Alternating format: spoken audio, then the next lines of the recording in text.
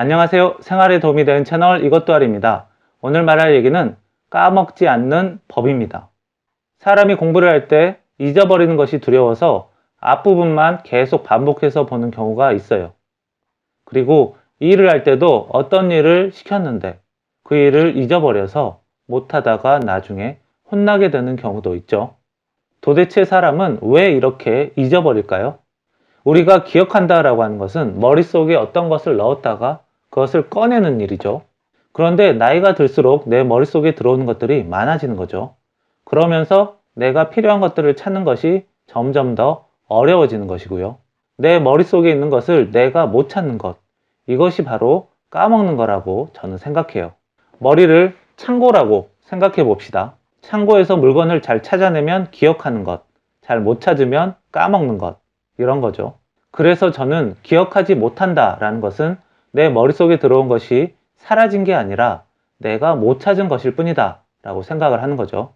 내가 기억을 잘한다 라는 것은 내 머리라는 창고에서 내가 넣어둔 어떤 것을 잘 찾아내는 것이죠. 내가 특별히 좋아하거나 재밌어 하는 것, 관심이 많은 것, 내가 창고에 자꾸 넣었다 뺐다 하는 것, 이런 것들은 내가 잘 찾는 거죠. 반대로 내가 싫어하거나 재미없어 하는 것, 창고에 넣어놓고 신경 쓰지 않은 것, 이런 것들은 내가 잘 못 찾는다는 거죠. 그래서 머리라는 창고에서 내가 어떤 것을 꺼낼 때 얼마나 내가 관심이 있었는지, 얼마나 내가 반복을 했는지가 중요하다는 겁니다. 방금은 머리라는 창고에서 어떤 것을 꺼낼 때를 얘기했죠. 이번에는 머리라는 창고에 어떤 것을 집어넣을 때를 생각해 봅시다. 창고에 어떤 물건을 넣을 때 어떻게 해야지 잘 찾을 수 있을까요? 잘 정리해서 넣어야 되겠죠. 마트에 가보면 물건들을 종류별로 진열해 놓은 것을 볼 수 있죠. 비슷하게 머릿속도 종류별로 정리하는 것이 좋아요. 그러면 머릿속 정리를 어떻게 하나요? 우리가 머릿속에 어떤 것을 넣는 방법은 딱 한 가지밖에 없어요. 눈으로 보는 것입니다. 머릿속에 손을 넣어서 정리할 수가 없는 거죠. 그래서 머릿속 정리는 일단 넣어놓고 나중에 정리하자, 이것이 안 됩니다. 손으로 정리하면서 눈으로 보면서 정리된 상태로 머리에 넣어야 돼요. 그래야 머릿속에서 정리가 되는 거죠. 정리가 된다면 나중에 찾기가, 기억하기가 쉬워진다는 거죠. 결국 내가 기억하고자 하는 것을 얼마나 정리할 수 있느냐가 관건입니다. 정리하는 데는 사람마다 자기 방식이 있죠. 어떤 사람은 예쁘게 써서 본다. 어떤 사람은 깔끔하게 만들어서 본다. 어떤 사람은 간단하게 줄임말로 바꿔본다. 여러 가지가 있죠. 저 같은 경우는 포스트잇 메모지를 많이 쓰는 편입니다. 결국 어떤 방법이 됐든 나만의 정리 방법이 있어야 된다는 거죠. 정리라는 것은 비슷한 것을 서로 모으는 것이죠. 그러면 서로 다른 것은 자연스럽게 떨어지게 돼요. 비슷한 것과 다른 것을 섞지 않는 것이 정리입니다. 공부든 일이든 서로 막 섞지 않으면 돼요. 저는 집에서 내 주변 정리하는 거 잘 못하는데 어떻게 하죠?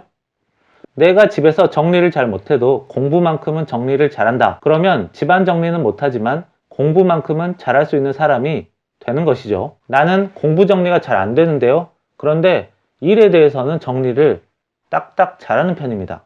이런 경우는 공부는 못하더라도 일은 잘하게 되는 사람이 되는 거예요. 결국 어떤 분야에 대해서 내가 그 분야는 정리를 잘한다. 그러면 그 분야만큼은 내가 잘할 수 있게 된다는 것입니다. 예를 들어 요리사가 되고 싶다 생각을 해볼게요.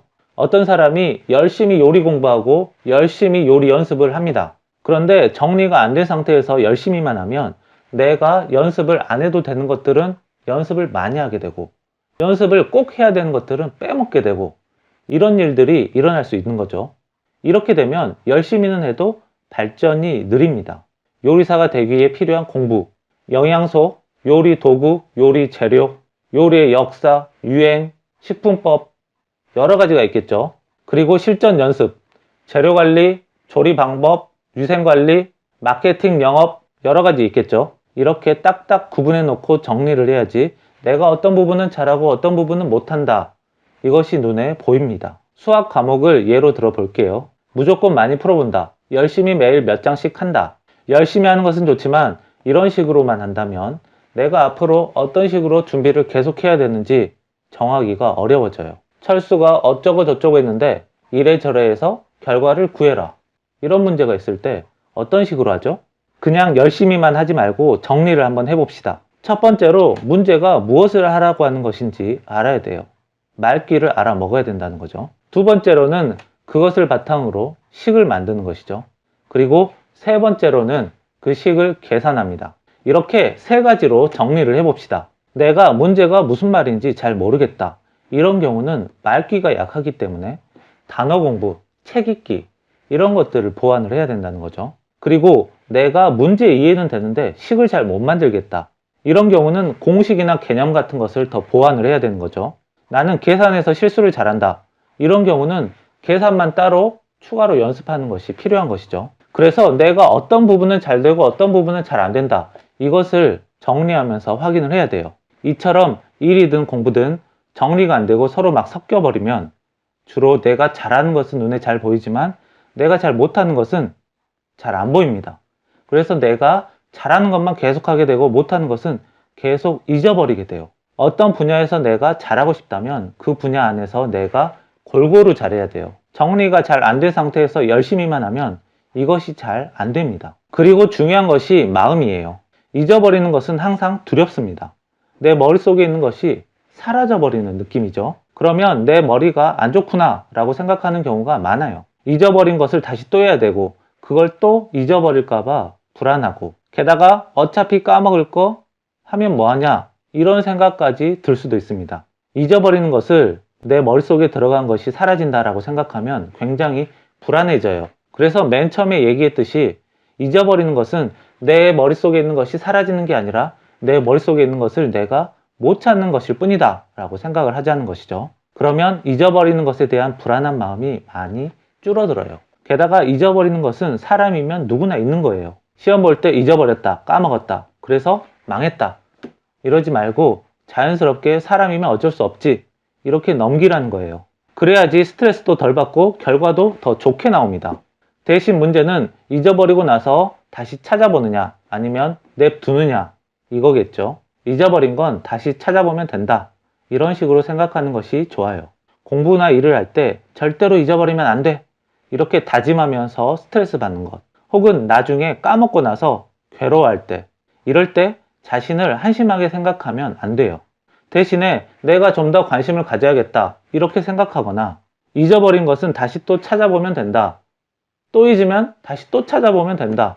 이렇게 생각하기를 바랍니다. 그리고 내가 특별히 기억해야 되는 것이 있다면 내가 그것에 대해서 어떻게 정리해야 될까를 생각해보고 직접 정리를 해보는 것이 중요합니다.